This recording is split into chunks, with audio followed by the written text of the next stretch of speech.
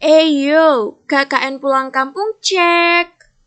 Dari sebuah virus fenomenal di tahun 2020, hingga lahirlah KKN pulang kampung atau bisa disebut KKN di desa sendiri. KKN tahun ini tentunya berbeda dengan tahun sebelumnya loh. Dengan adanya pandemi COVID-19 yang mengharuskan fiskal atau social distance, berdampak pada upaya yang harus dilakukan dengan melakukan refocusing model KKN yang akan dijalankan, yaitu KKN dilakukan secara mandiri dan berdasarkan lokasi domisili masing-masing. Berikut adalah video kegiatan KKN selama 42 hari yang berlangsung sejak 5 Juli 2020 sampai dengan 15 Agustus 2020. Selamat menikmati!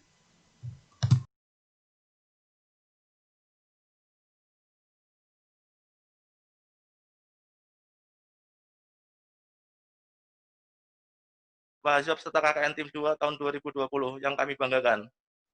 KKN Tim 2 ini esensinya tetap merupakan KKN PPM dengan imbangan program monodisiplin adalah 2, yang artinya setiap mahasiswa KKN wajib membuat 2 program monodisipliner sesuai kompetensi ilmunya dengan tema pencegahan penularan dan penyebaran COVID-19 dan program pemberdayaan masyarakat dengan pengembangan potensi desa yang bertemakan SDGs di era pandemi COVID-19.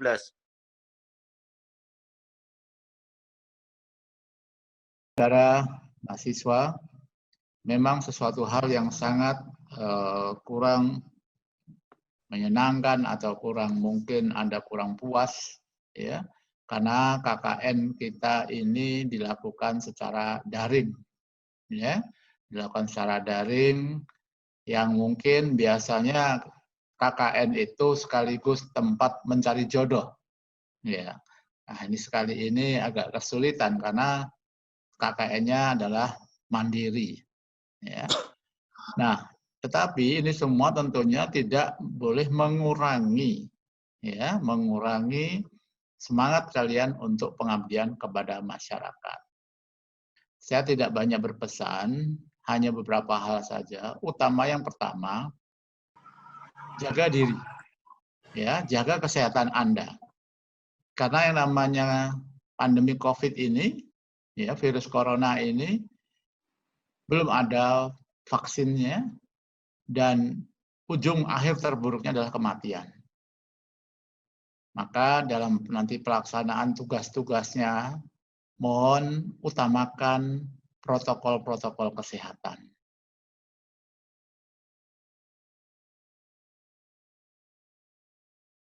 Desa Kelari merupakan salah satu desa di Kecamatan Karanggede, Kabupaten Boyolali, Provinsi Jawa Tengah.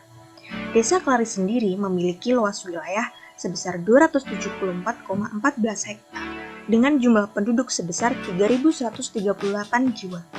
Jumlah penduduk laki-laki sebesar 1.634 jiwa dan jumlah penduduk perempuan sebesar 1.504 jiwa.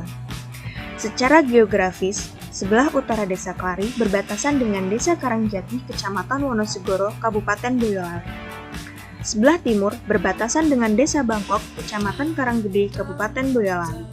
Sebelah selatan berbatasan dengan Desa Kebonan dan Sendang, Kecamatan Karanggede, Kabupaten Boyolali.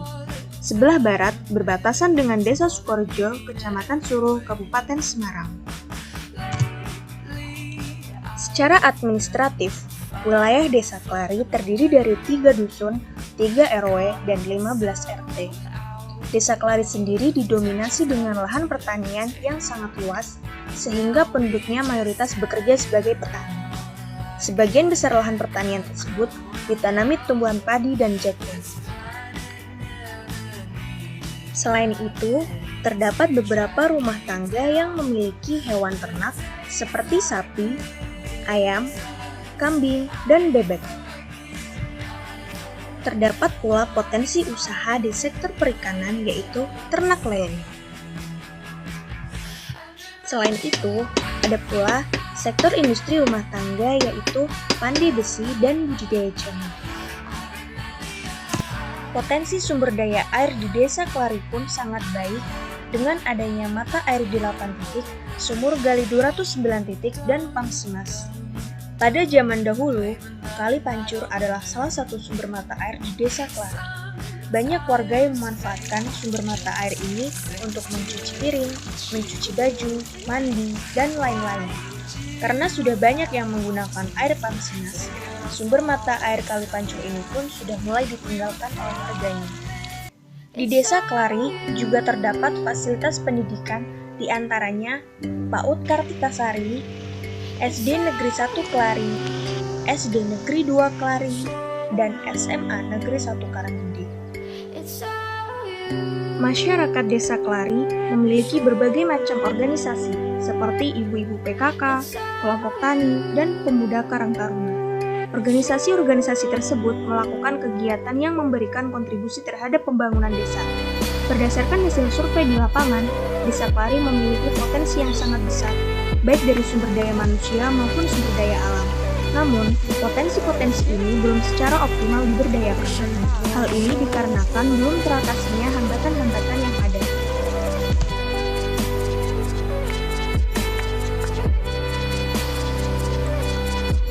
Program pertama, optimalisasi UKM subsektor makanan di Desa Kelari. Beberapa pelaku UKM di Desa Kelari masih memiliki produktivitas yang masih rendah.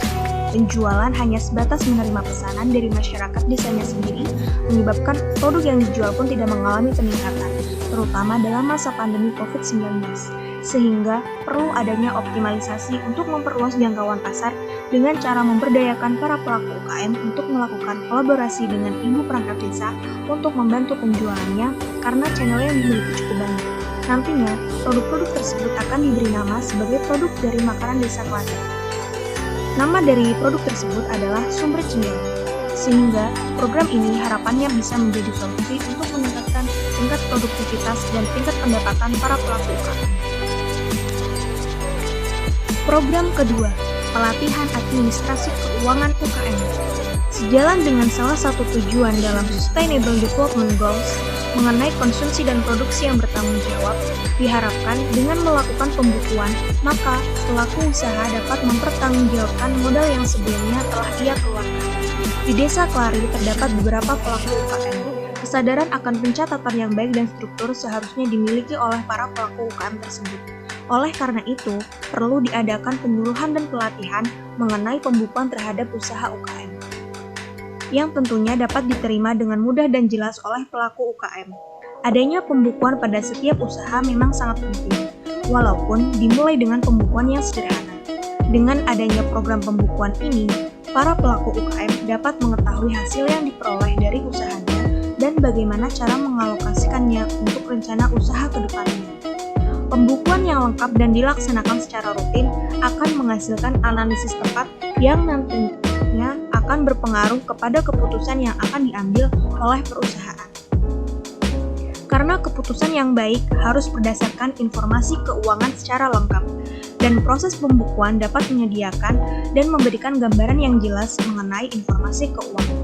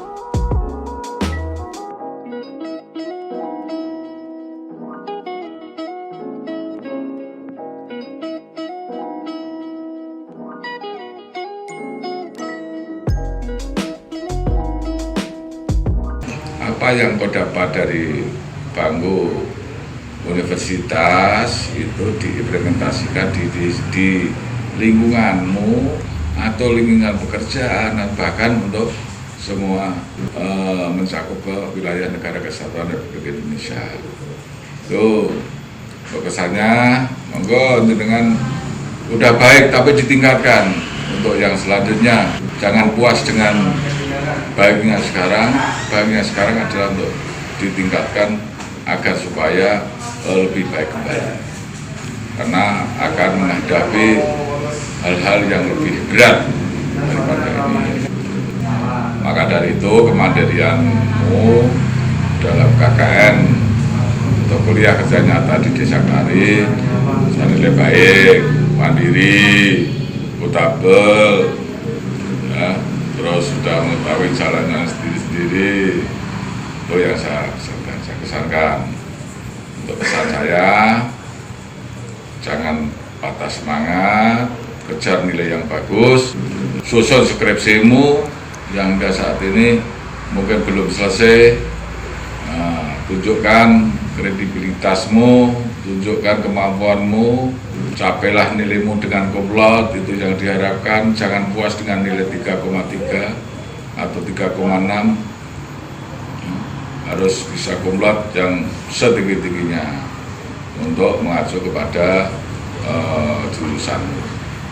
Tuh, mudah-mudahan setelah selesainya ini kamu kembali ke kampus untuk melanjutkan tugas-tugasnya yang hingga saat ini belum selesai. Demikian ya.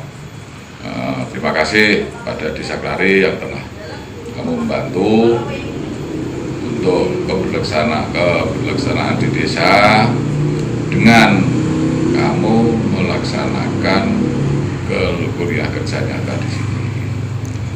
Mudah-mudahan dosen, rektor semuanya akan lebih baik untuk memberikan apresiasi kepada kamu. Apresiasi saya baik, selamat belajar lagi di kampus, mudah-mudahan sukses, saya doakan.